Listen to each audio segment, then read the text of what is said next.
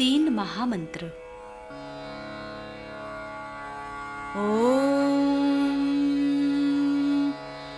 त्वमेव साक्षात् श्री महालक्ष्मी महासरस्वती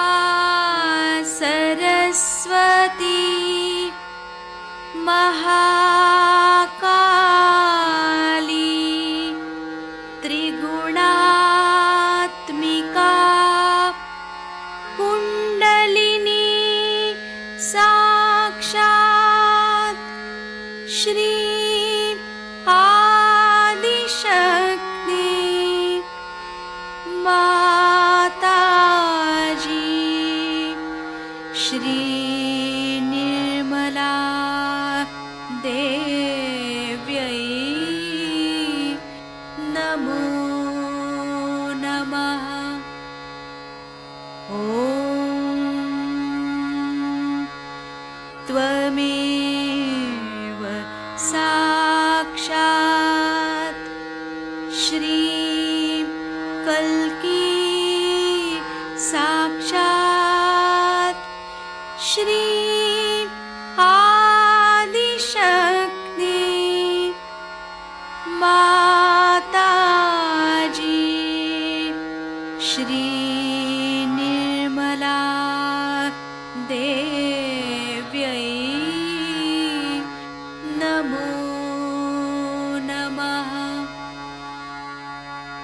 ओम त्वमेव साक्षात् श्री कल्की साक्षात् श्री सहस्रार स्वामिनी मोक्षप्रदायिनी माताजी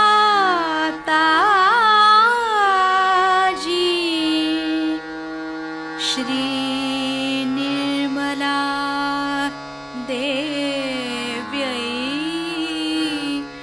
नमो नमः। श्री गणेश मंत्र। ओम त्वमेव साक्षात् श्री गणेश साक्षात् श्री आदिशक्ति माताजी श्री निर्मला देव्यै नमो नमः।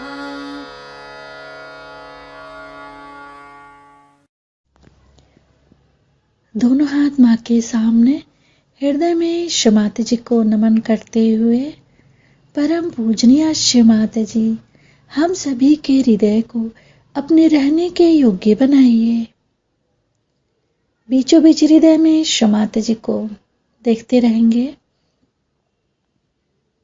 श्री माता जी, हमारे इस हृदय को और स्वच्छ कीजिए। श्री माता जी, मैंने तो सबको क्षमा किया, अपने आप को भी क्षमा किया। श्री माता जी, हमारे कारण यदि किसी को भी कष्ट पहुंचा हो तो कृपया आप भी हमें क्षमा कर दीजिए। हृदय में माँ की छवि को देखते रहेंगे।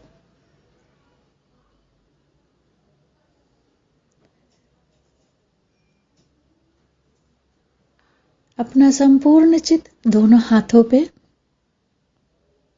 दोनों हाथों की एक एक अंगुलियों को दोनों हाथों पे परम चैतन्य को अनुभव करते हुए, श्री माता जी, कृपा करके हमारी ओर देखिए। हमारे इन दोनों हाथों में जो कुछ भी है उसे हम आपके श्री चरणों में समर्पित करते हैं। श्री माता जी, हमारे समर्पण को स्वीकार कीजिए। अपने संपूर्ण चित्त को राइट मूलाधार। शमाते जी, आप निश्चित ही राक्षस हंत्री हैं। पूरा चित्त राइट मूलाधार। शमाते जी, आप निश्चित ही राक्षस हंत्री हैं। हमारे अंदर की समस्त राक्षसी प्रवृत्तियों को नष्ट कीजिए। अपने चित्त को राइट मूलाधार पे ही क्लॉकवाइज घुमाएंगे। शमाते जी, हमारे दाहिने मूलाधार में श्री कार्तिक की शक्ति जागृत कीजिए।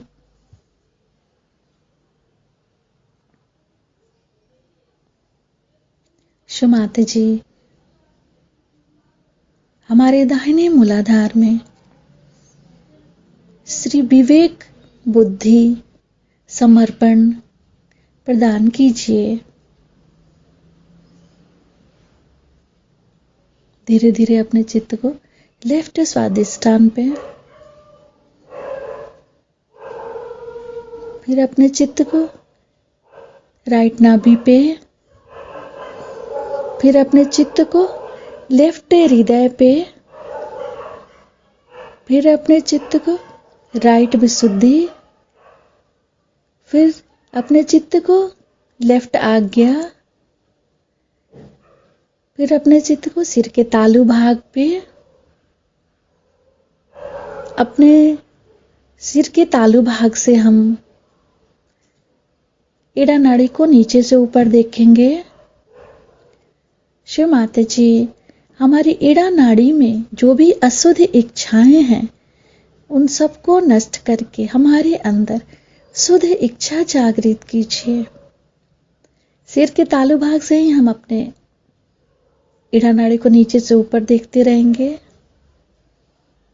शिव माता जी, हमारी एड़ा नाड़ी में शुद्ध इच्छा जागृत कीजिए।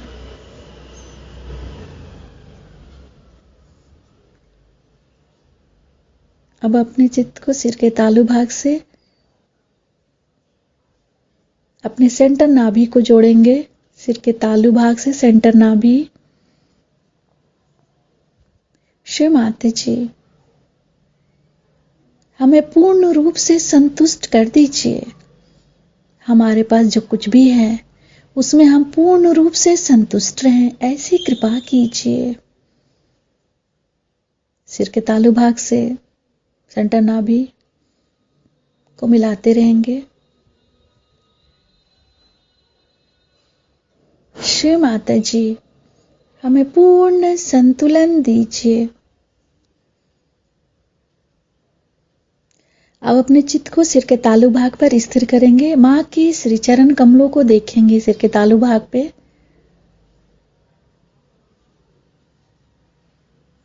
शिव माता जी, कृपा करके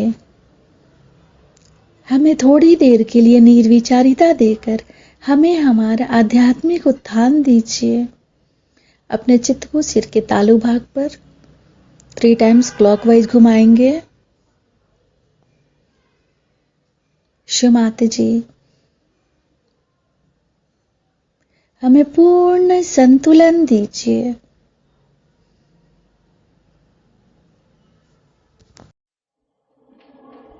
आप लोग सब सहयोग में आए हैं। कुछ लोग पहले से आए हैं, बहुत सालों से, और कोई लोग नए आए हैं। धीरे धीरे सहयोग में संख्या बढ़ने वाली है, इसमें कोई शक नहीं। और सत्य जो है वो धीरे धीरे ही प्रस्थापित होता है। Sorry, I have to say in Hindi because most of them don't understand English, right? But I will later on translate it. सत्य की पकड़ धीरे धीरे होती है। आपके यहाँ ऐसे लोग हैं जो 8-8, 9-9 महीने तक सहयोग में आते रहे, उसके बाद पार हो। सत्य को पाने के लिए हमारे अंदर पहले तो गहराई होनी चाहिए, पर सबसे बड़ी चीज है हमारे अंदर सफाई होनी चाहिए।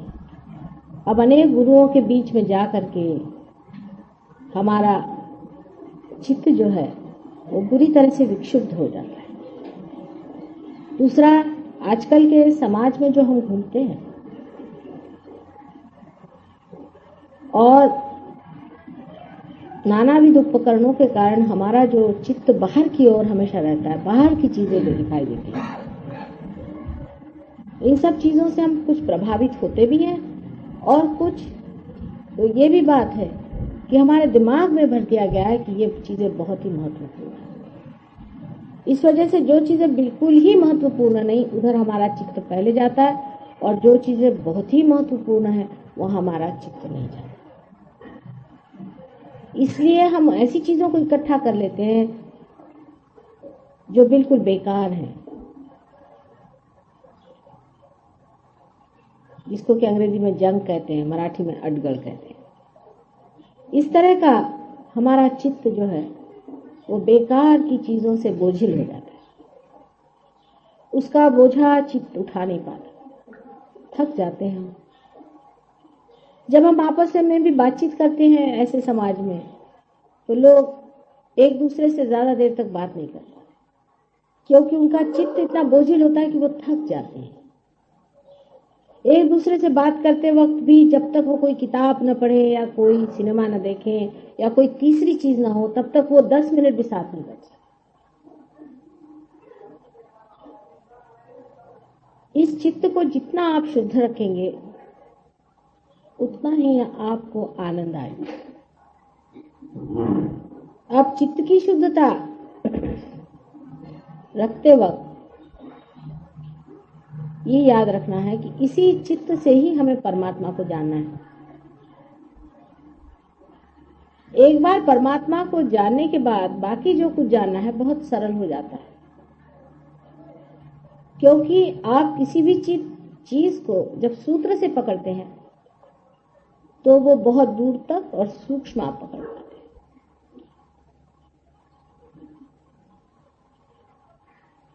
इसलिए हमेशा अपने चित्त की ओर ध्यान रखें कि अपना चित्त कहाँ जाता है। जितना चित्त समाहित हो जाए, समर्पित हो जाए,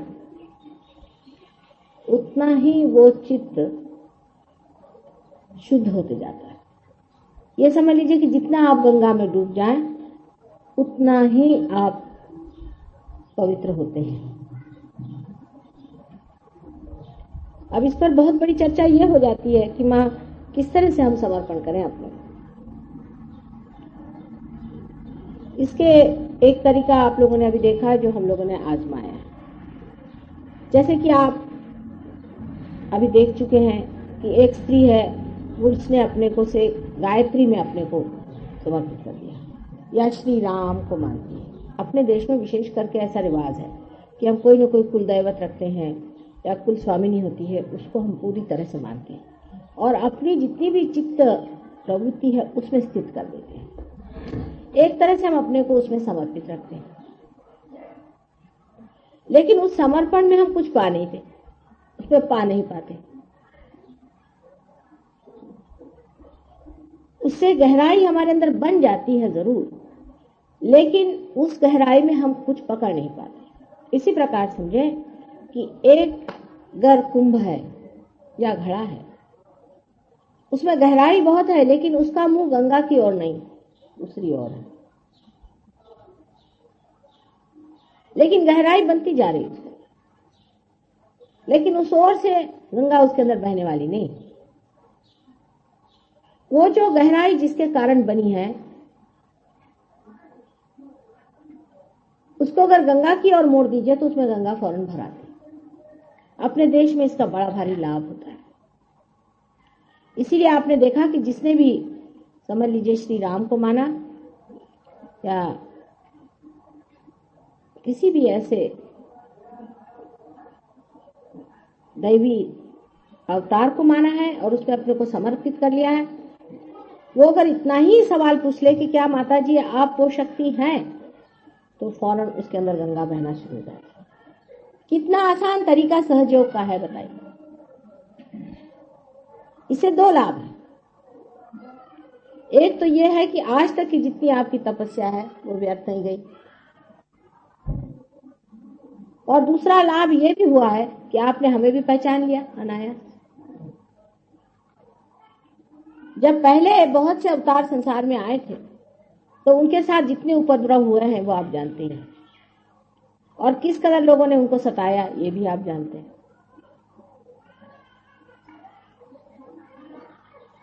अब इस अवतार में ये सोचा गया कि मनुष्य को किस तरह से पहचान कराई जाए, वो किस तरह से जाने कि अवतार, क्योंकि मनुष्य बहुत ज्यादा अहंकारी है, वो किसी को अवतार मानने में तैयार नहीं। जब अवतार कार्य खत्म हो जाता है तब वो सोचता है कि अरे क्या गलती हो गई, क्योंकि जब वो मर जाता है तो उसको ज्ञात होता है, तब वो रोता है कि अरे मैंने ये क्या कर दिया। एक साहब थे यहाँ, उनका मैं ट्रीटमेंट करने गई, बहुत बीमार रहते, तो मुझे बताने लगे माँ मुझे एक अजीब सा सपना है कि मैं सो रहा था दूसरे कमरे में और मेरे घर वाले सब उसी कमरे में मेरे साथ थे, और आप एक दूसरे कमरे में थे जहां आपकी पूजा हो रही थी, अर्चा हो रही थी। ये जिनको सपना आया था उनका नाम था टी माणिकलाल, और मैं उसमें शामिल नहीं हो पा रहा था, और मैं छटपटा रहा था, मैं उठ नहीं पा रहा था, मैं जा नहीं पा रहा था, और मेरे रिश्तेदार भी मुझे को देख रहे थे और आपको नहीं जान रहे थे। मैं चाह रहा था उनसे कहूं कि जाओ माँ की पूजा। असल में वो अपनी स्थिति मृत्यु के बाद की देख रहे थे, अब उनकी मृत्यु भी हो गई। तब मैं उनसे क्या कहती कि तुम अब मरने वाले हो, उस वक्त तुम्हें ऐसे लगेगा, अभी तुम समर्पित हो जाओ। ये मृत्यु के बाद की छटपटाहट वो देख रहे थे उस वक्त जब वो मर रहे थे तब। और उन्होंने मुझे ये 2-3 बार सपना बताया कि माँ इस सपने का क्या अर्थ हो सकता है। मुझे बार बार यही सपना आता है, और जब भी मैं सोता मुझे लगता है कि छटपटाहट है कि माँ की पूजा हो रही है, सब लोग खूब जयघोष गा रहे हैं, और मैं बिल्कुल उसमें अछूता रह गया, मैं उसमें शामिल नहीं हो पा रहा।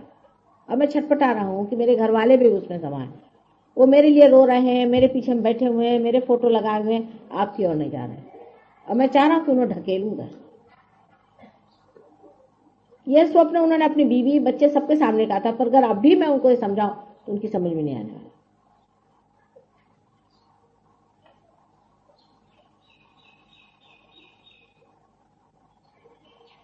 सो इस वजह से अपने देश में एक बड़ी भारी है हमारे लिए सुविधा हो गई है, इस देश में, और देश में नहीं, क्योंकि हम किसी न किसी दैवत को मानते जरूर हैं।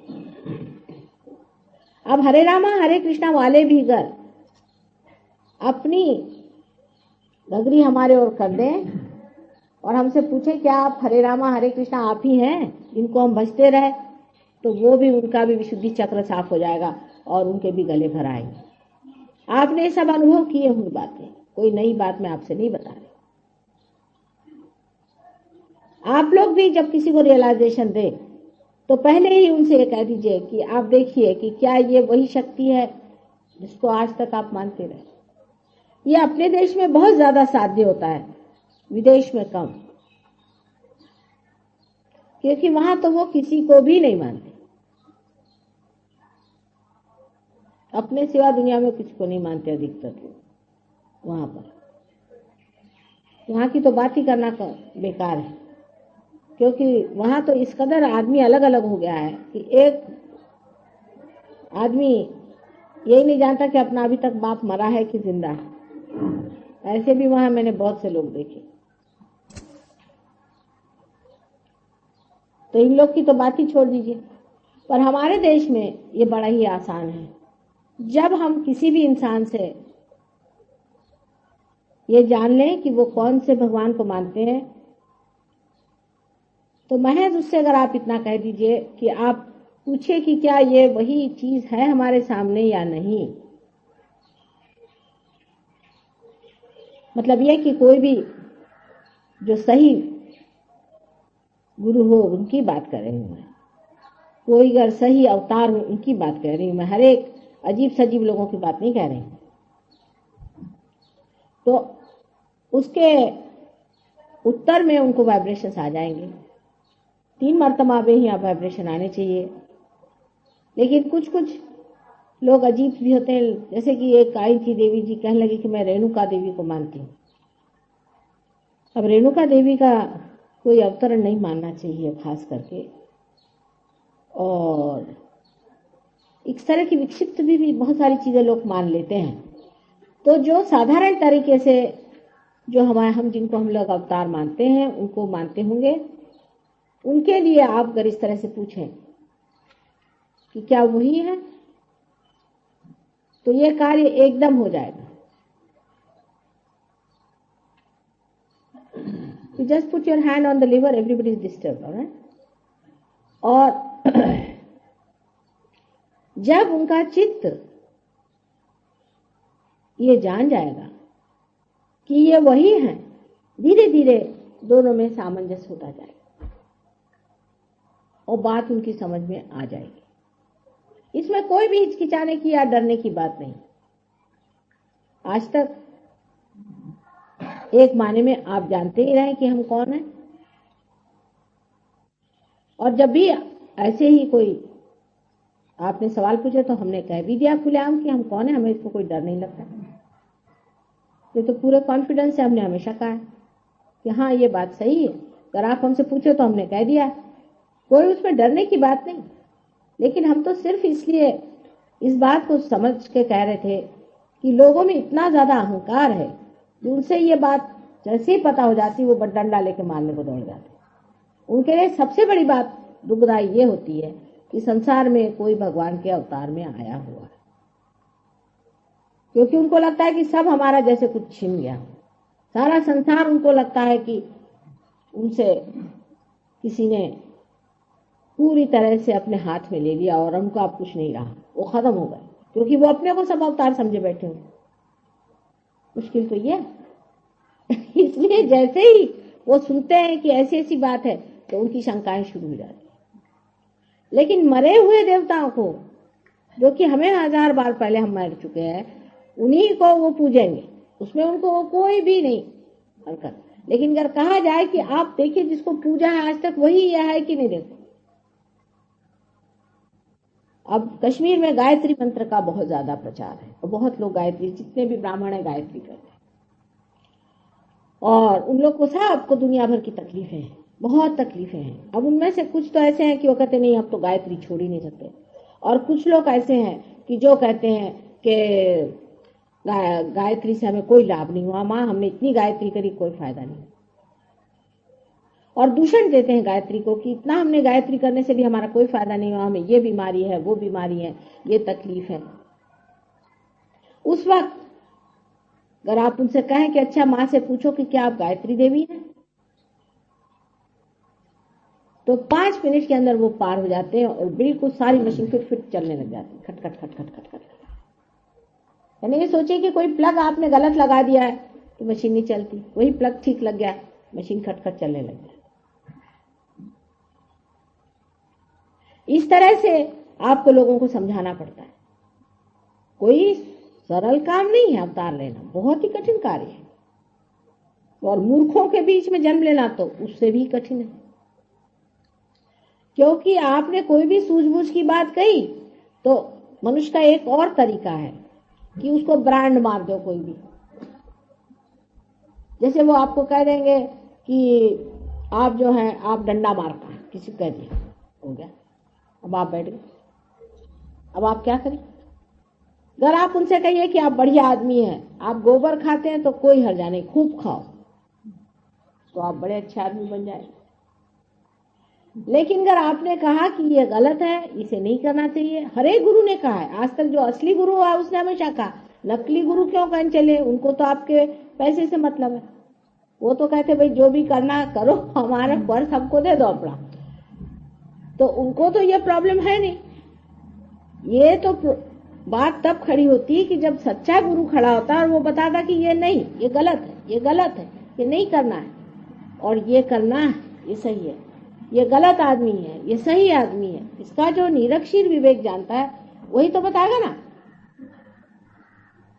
और जब वो बोलने लग जाता है तो आदमी ने अपने एक तरीके बना रखे हैं कि उसको ब्रांड मार दो कि वो ये है, वो है। वो फलाना है, वो ठिकाना है, हो गया काम खत्म। अब वो आदमी सोचेगा कि साहब ये तो हम इनके भले के लिए बता रहे हैं। अपने बाप के लिए भी आजकल बनाते हैं लोग ब्रांड, अपने माँ के लिए भी बनाते हैं, अपने टीचर्स के लिए भी ब्रांड बनाते हैं। नाम दे दिया, उनका नामकरण संस्करण कर दिया, क्योंकि आपके समझ में बात नहीं आई, इसलिए आपने कह दिया। ये आजकल का मॉडर्न तरीका है।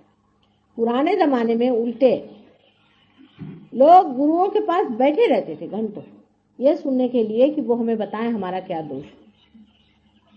कान पकड़ के गुरु के सामने बैठे रहते थे। और अभी तक भी जो सच्चे गुरु है, अभी भी जो सच्चे गुरु लोग हैं, वो सबके उल्लू सीधे करते हैं। और उनके तरीके इतने कठिन होते हैं कि उनका वर्णन ही नहीं कर सकते। मैंने आपसे बताया था एक साहब की कैसी टांगे तोड़ दी थी और वो गले में डालकर भेजा था मेरे पास। किस तरह से एक आज्ञा चक्र निकालने तक के लिए उन्होंने किस तरह से आफत मचाई। लेकिन फिर एक बात तो गुरु की हुई, वो तो मनुष्य ही हुआ।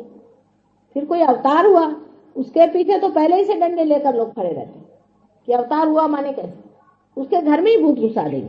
जैसे रामचंद्र की जमाने में मंत्रा जैसी एक दासी की बात उन्होंने सुन ली। कही दासी की भी कोई बात सुनने की होती। कई जैसी समझदार औरत ने एक दासी की बात सुनी। उसके पीछे में श्री राम को जंगल जाना पड़ा, सीता जी को नंगे पांव चलना पड़ा, कितनी दुख, कितनी विपत्ति, लेकिन वो भी एक कार्य था, चलो हो गया। कृष्ण के जमाने में भी आप जानते हैं कि कृष्ण किसी से भी गीता नहीं बता पाए सिवाय एक अर्जुन के।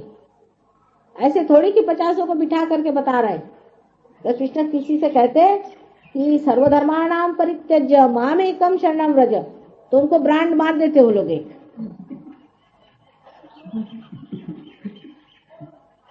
वो तो उनके मरने के बाद सब लोग गीता उल्टा पढ़ रहे हैं। जैसे ईसा मसीह ने कह दिया कि I am the light, I am the path, बस उसको एक ब्रांड मार देते, ईगोइस्टिकल और कुछ कह देते उसको।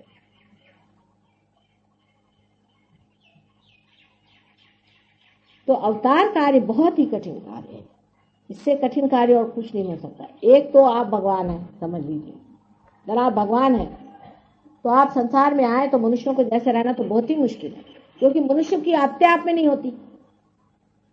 मनुष्य को समझना तो उससे भी महा कठिन है, बहुत ही कठिन है। समझ लीजिए आप इंसान हैं, अब आप कुत्ते को कैसे समझेंगे बताइए? आसान है क्या? एक मैं आपसे पूछती हूँ, बहुत मुश्किल काम है। फिर आप किसी कीड़े को कौन समझे कि उसकी क्या हैबिट्स है, वो कौन गंदगी में रहता है, किधर घुसता है, क्या क्या गंदगी करता है, आपके तो ऐसी गिन चढ़ती।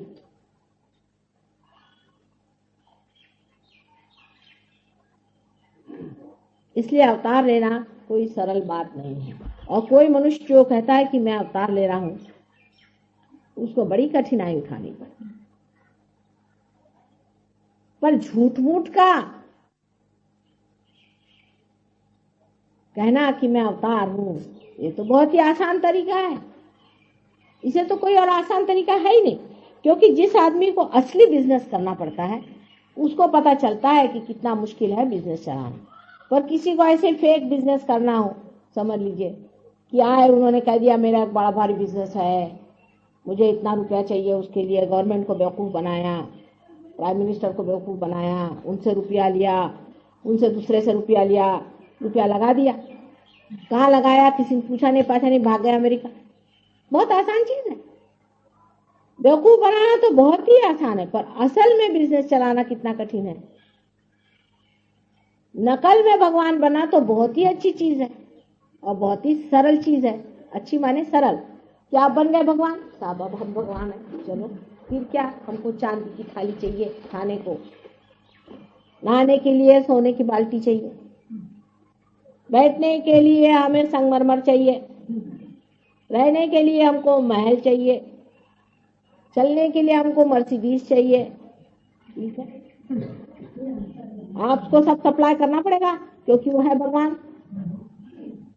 और जो असल भगवान होगा वो तो ये सोचेगा कि मैं इनका जैसा बन जाऊं, सर्वसामान्य बन जाऊं और वो दिन भूल जाऊं कि जब वाकई में महलों में रहता था और जब मैं हर तरह के ऐशो आराम में हूँ, अंदर से भी आनंद में हूँ, बाहर से भी आनंद में हूँ, वो सब चीज मैं भूल जाऊं और यहाँ आकर के और मेहनत करूं, देहातों में घूमूं, धूल खाऊं, लोगों की सेवा करूं, उनको उठाऊं, उनके बखेड़े उठाऊं, उनके अंदर जागृति करूं।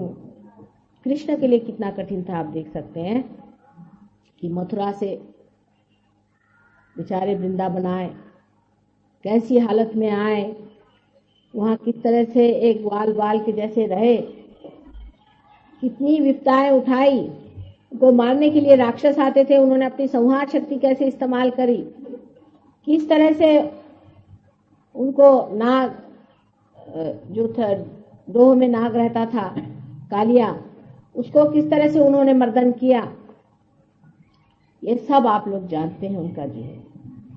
राम का भी जीवन आप जानते हैं, ईसा मसीह का जीवन आप जानते हैं, मोहम्मद साहब का जीवन आप जानते हैं, ज़ोरास्टर का जीवन आप जानते हैं। कितनी उन लोगों को आफतें उठानी पड़ी और जीवन में कितने मुश्किल से उन्हें जीना पड़ा, कैसे कैसे लोगों ने उनके साथ आफतें ढाई, उनको किस तरह से परेशान किया। फर्क क्या है दोनों? सबसे बड़ा फर्क यह है कि एक इंसान जो कि झूठा है वो आराम उठाता है, सबको उल्लू बनाता है, अपनी जेबें भरता है और कोई मजाल नहीं, कोई उसके खिलाफ कुछ कहे। और जो सच्चा होता है वो हमेशा सताया जाता है, तकलीफ दी जाती है, वो खुद भी बहुत अपने जीवन को रगड़ता है चंदन के जैसे, और तो भी उसके अंग अंग से प्रत्यंग से सुगंध आती है। झूठा आदमी जो होता है वो कहता है कि मैं तुम्हें ये दे दूंगा, ये तुम्हारा हो जाएगा भला। अगर कोई जाए तो कहेगा कि तुम्हारा कर्म है, तो मैं क्या करूं। और आदमी इसको बड़ा संतोष में रहता है कि ये तो हमारे कर्म ही नहीं थे, तो क्या करेंगे हमारे गुरु।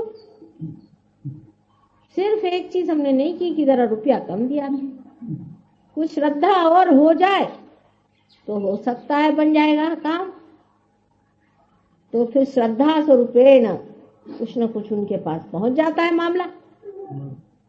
झूठ चलता ही रहेगा, झूठ चलता ही रहेगा इस तरह, जब तक वो आदमी बिल्कुल बेवकूफ होकर के एकदम बर्बाद नहीं हो जाए, तब तक वो झूठ में चलता रहेगा। और सच की मेहनत गहरी होती है, रुपया पैसों से खत्म नहीं होने वाला। रुपया पैसा तो कोई चीज होती ही नहीं सच के सामने। सच में आपके हृदय की बात, उसकी मेहनत असली होती है, उसके लिए मनुष्य तैयार नहीं है। ये तो बहुत ही आसान है, जैसे बाजार में जाते हैं वैसे आप खरीद रहे तो चार, और इसमें कौन सी कठिनाई है। जितना पैसा हो उसके हिसाब से आप जो भी चाहे खरीदते ही रहते चीज। वैसे आपने गुरु भी खरीद लिए तो क्या उसमें मुश्किल हुई।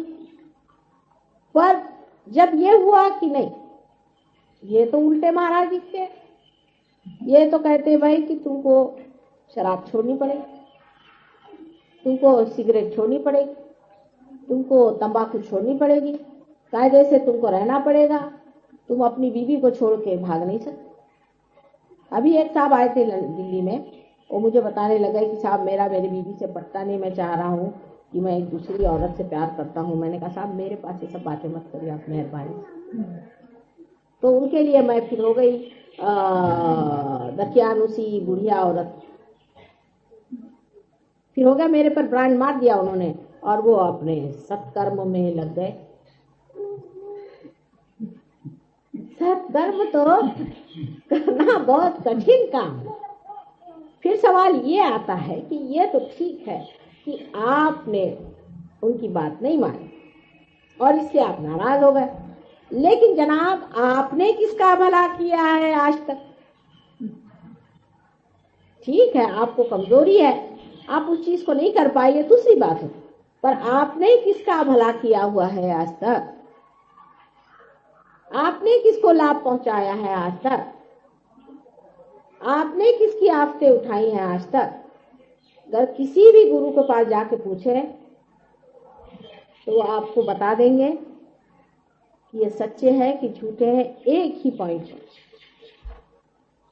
कि वो आपकी चिंता करते हैं कि आपके पर्स की चिंता करते हैं, आपकी चिंता करते हैं कि आपकी और जो कुछ भी चीजें हैं उनकी और उनकी नजर। इसी से आदमी सच और झूठ को पहचानता। अब सहयोगियों के सामने बड़ा प्रश्न है कि ये कहें कि नहीं कहें कि माँ आदि शक्ति है। अबे है इसमें कोई झूठ बात, चाहे बुरा मानो चाहे भला मानो, बात तो सही है। तो उल्टे सवाल ऐसा पूछना चाहिए कि साहब हमने अपने आंख से कुंडलिनी को उठते देखा, उसके स्पंदन देखा, और तो कहीं तुमने देखा है क्या? पूछ लो, कहीं देखा है? हम भी जब कुंडलिनी को उठाते तो वैसा स्पंदन नहीं होता जैसे माँ के चरणों में होता है। कहीं तुमने देखा है क्या कुंडलिनी का स्पंदन? हमने देखा, अपनी आंख से हजारों का देखा। माँ के पैर पे कुंडलिनी उठ के दौड़ती। और देवी महात्म्य में लिखा हुआ है, ललिता सहस्त्रनाम में लिखा हुआ है कि माँ के ही चरणों में कुंडलिनी चलती है। और जो हजारों कुंडलिनियों को उठाती है वो कोई ना कोई चीज हुए बगैर तो होने नहीं वाला माम। इस तरह की जब आप उनसे बात कहेंगे कि भाई आखिर विश्वास नहीं करो तो कैसे नहीं करो। अब कहो साहब, सरदार जी लोगों का किस्सा बताते हैं कि एक साहब गए कहीं तो उन्होंने सूरज देखा, तो पूछा भाई ये सूरज है कि चांद है? तो झगड़ा शुरू हुआ। तो भाई पता नहीं सूरज है कि चांद है, समझ में नहीं आता। तो दूसरे आए, उनसे पूछा भाई ये सूरज है कि चांद है, बताओ, हम दोनों में झगड़ा हो रहा है। तो कहा भाई देखो मैं परदेसी हूँ, मुझे पता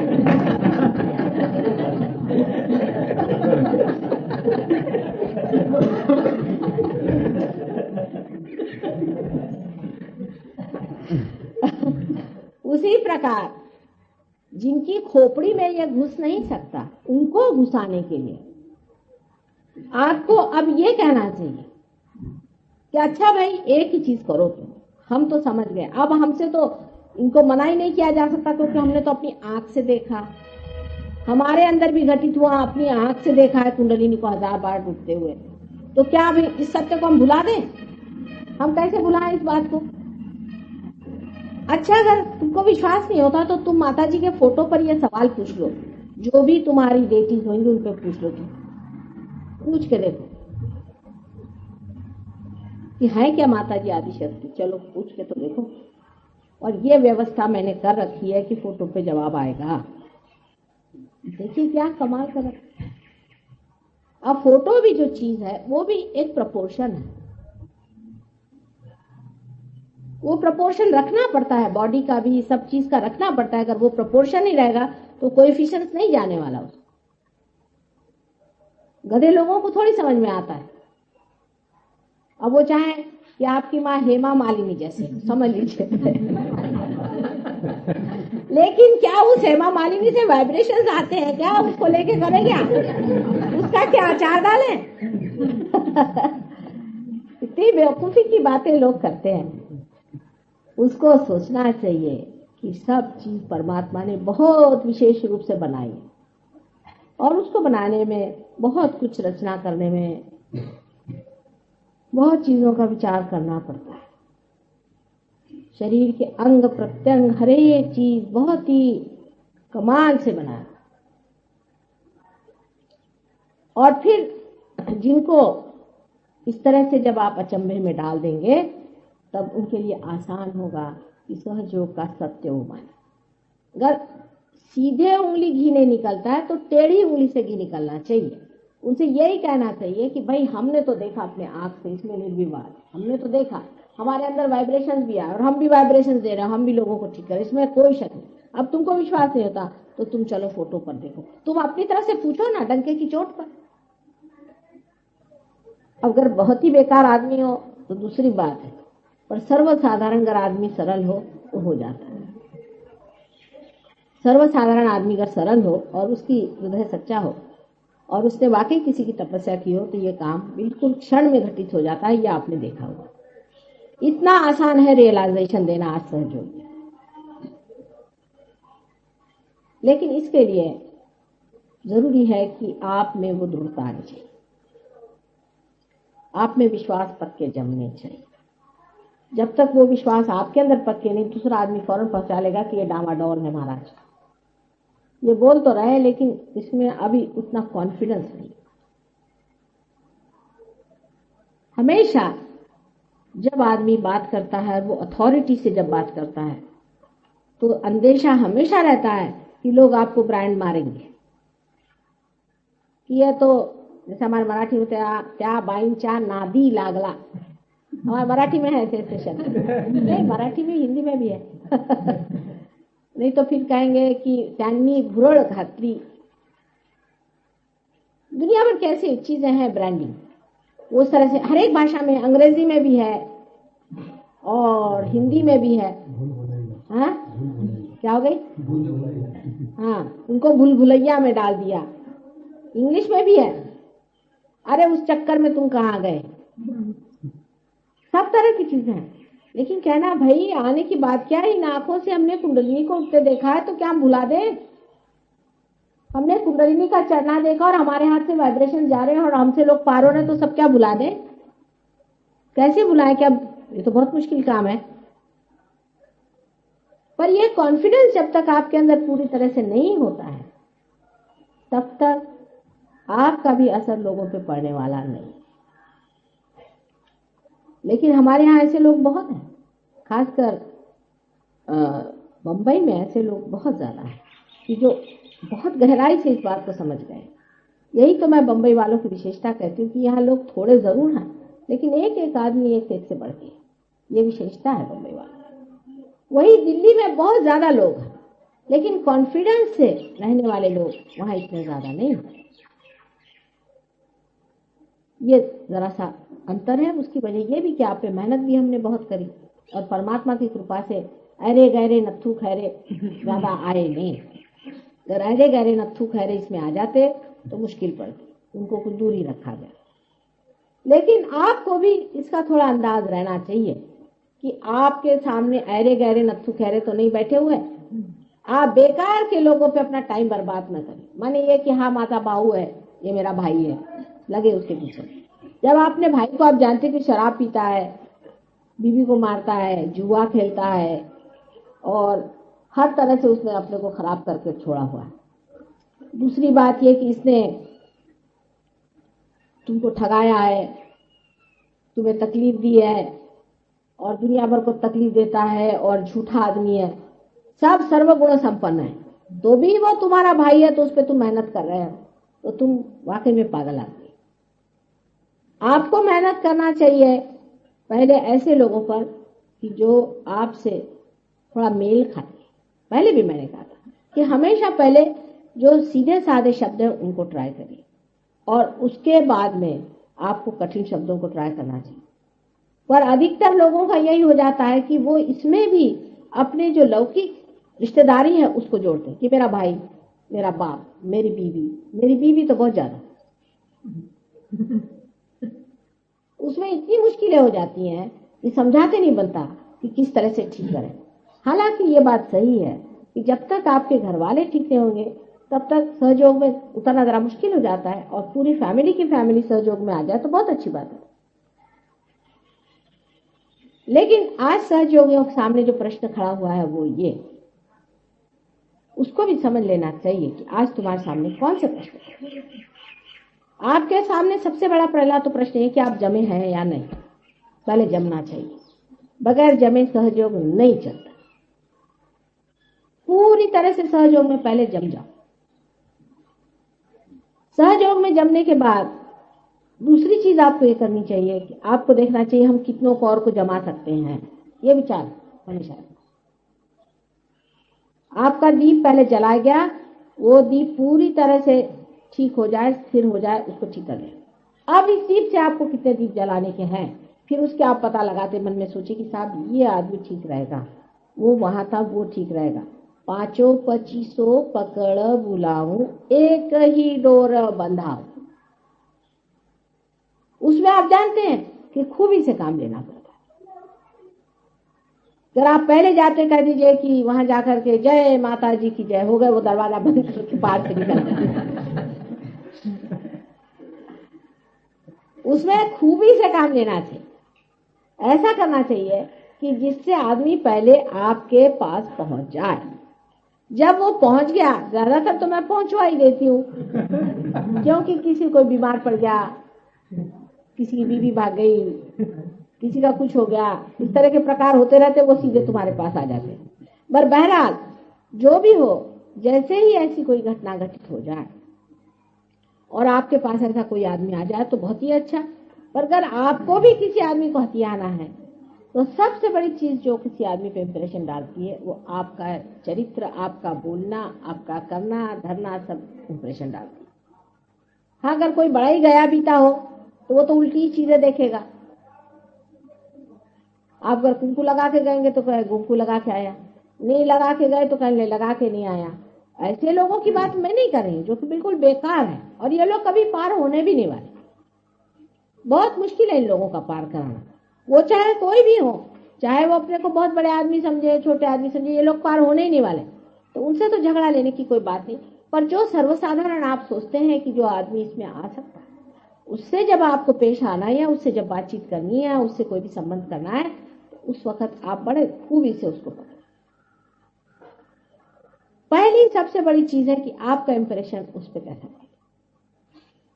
इस पर भी निर्भर रहेगा कि वो आदमी किस लेवल का है। जो आदमी किसी लेवल का होगा वो आपको देखते ही फरक जाएगा कि ये आदमी कोई ऊंची किस्म की चीज है। लेकिन अगर वो उस लेवल का नहीं होगा तो आपको पहचान पाएगा। वो तो आपका शर्ट देखेगा, पैंट देखेगा, कोट देखेगा, ये देखेगा, वो देखेगा।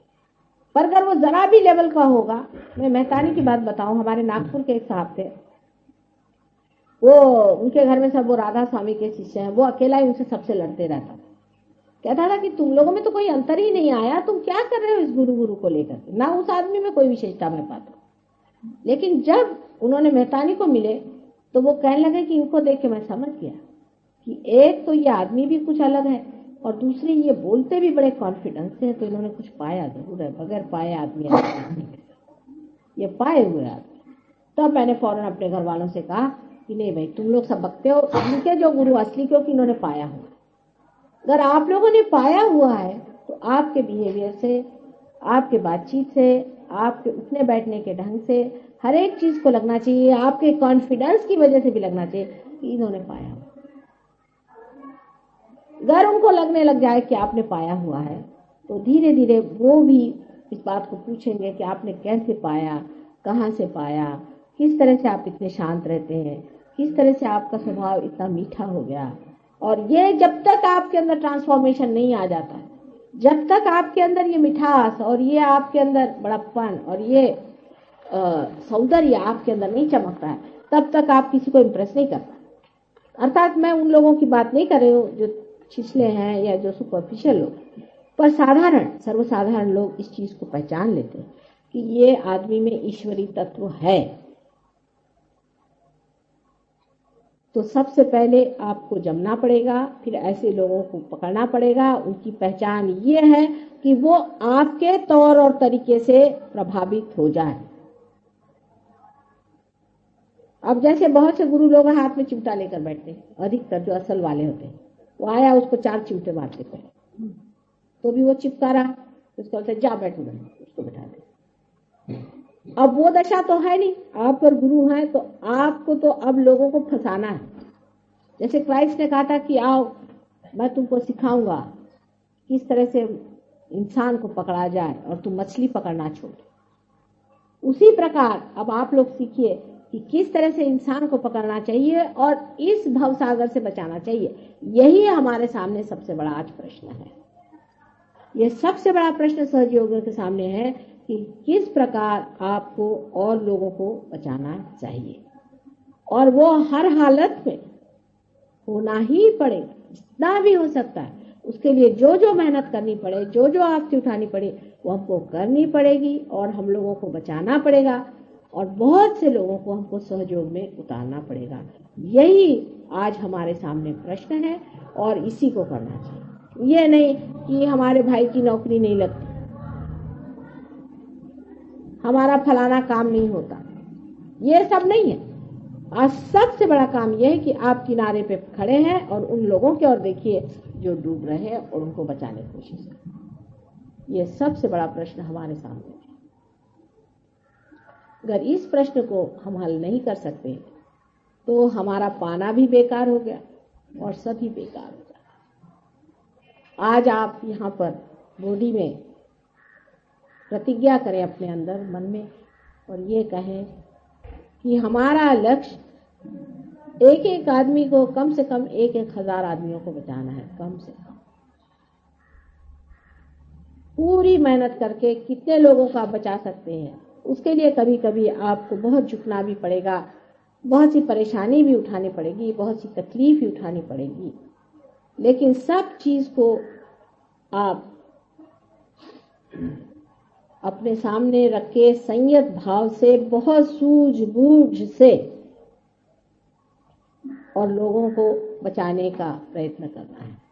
इसमें चिड़चिड़ाना, गुस्सा होना, नाराज होना, अपने पर भी झुंझलाना, दूसरों पर झुंझलाना, कोई भी चीज में ऐसा सोच लेना हमने बहुत कर लिया या ऐसा सोचना कि हम कुछ नहीं कर पाते, दोनों चीजें की।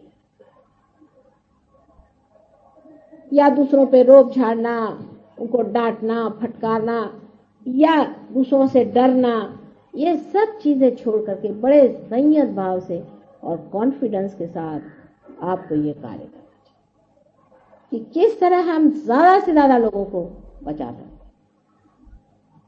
अब जैसे एक राहुरी में हम गए, वहाँ ये कहा कि माता जी के पैर पे मत आओ, क्योंकि मेरे पैर एकदम सूज करके एकदम वो हो गए थे। तो कहा कि अब माता जी के पैर पे नहीं आने का है। क्या सबको बुरा लग गया? चलो, मैंने कहा भैया आओ, अब क्या है, थोड़े और सूज जाएंगे, उतार लेंगे। क्योंकि उस बात पर लोगों को नाराज करके कैसे हो। उसमें भी प्रेम ही था उनका, लेकिन उस प्रेम में भी अगर वो समझे कि इससे माँ को तकलीफ होती तो नहीं करो भाई, पर चलो कोई बात नहीं, किसी तरह से भी मान जाए और इसको पाले। एक बड़े हो करके, एक बड़े के नाते, एक ऊंचे स्थान पे बैठे हुए आदमी समझ करके और ये कार्य को करना चाहिए। ये बड़ी समझदारी की, सूझबूझ की और प्रगल्भता की बात है। ये प्रगल्भता, ये मैच्योरिटी आपके अंदर, सबके अंदर आए और आप परमात्मा के प्रकाश से प्लावित हों और सबको अपना प्रकाश दें। यह ऐसा मैं आपको आशीर्वाद दूं।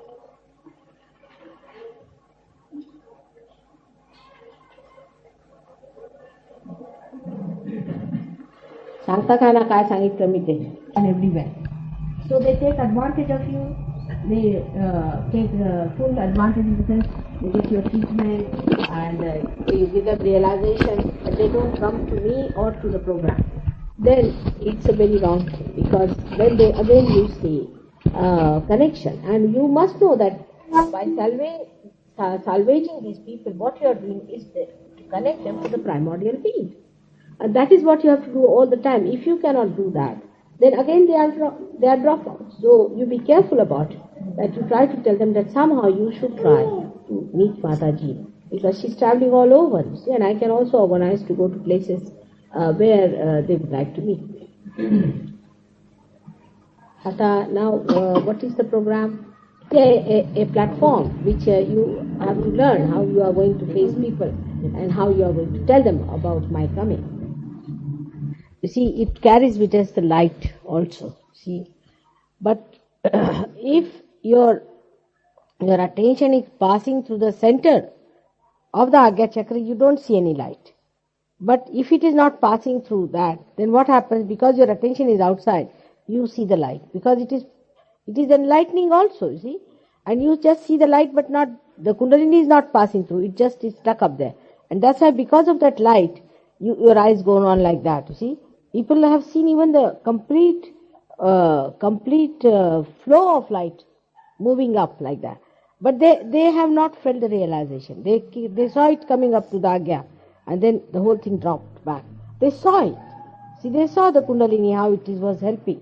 The Adi Kundalini was helping the pure Kundalini. They saw it. Even this light rising is because of that, because your attention is still outside, you see. So you go on the flickering of the eye star. Then I tell you to fix up your eyes onto my figure. When you fix it up onto my figure and my face, what happens? The Chaitanya pushes you through your eyes into the center, you see, so that you see me as I am, but the eyes are controlled by the Chaitanya, and the attention that is inside, you see, is pushed inside that what you call the aperture in the Agya Chakra. So I always say that if you are fluttering your eyes, please pay attention to me, so that the Chaitanya works out through your eyes and fixes your attention to pass through. Because the light starts spreading on all the sides, and you see that light, you see, and the eyes go on like that. You cannot close your eyes. That's the reason for that. Then the second thing you said, that you are facing your Sahasrara was on the thing. Yes, one of the reasons for Nirvichara is that. But also Nirvichara is a way to express the blessings of your mother. When she wants to bless you, see, you wrote the letter, she was happy. Just to bless you, you became Nirvichara. You see, it's the blessing. That's the grace, you see, that comes to you from your mother, that you become Nirvichara. That's one has to remember. If you do the things that I tell you, I bless you very much, because they are for your good, for your kalyana, for your mangal, and that's why you are blessed, and that blessing you feel as Nirvichara, because I am Nirvichara myself. Well, now one more we can have sympathetic. If the sympathetic is too much activated, you see, then what happens? The parasympathetic system has your stored up energy, whatever it is. So it just sucks in all that. And when it is sucked in, suddenly the wave from the pelvic plexus down below starts. Because, you see, all the energies are released to the sympathetic. Because the sympathetic is so exhausted that whatever is the energy left in the chakras is released. Once it is released, you see, all that released energy, you see, makes you feel that the energy is rising within you, because it is rising to Ida and Pingla. Now this is the energy which is just sucked into Ida and Pingla. It rises up.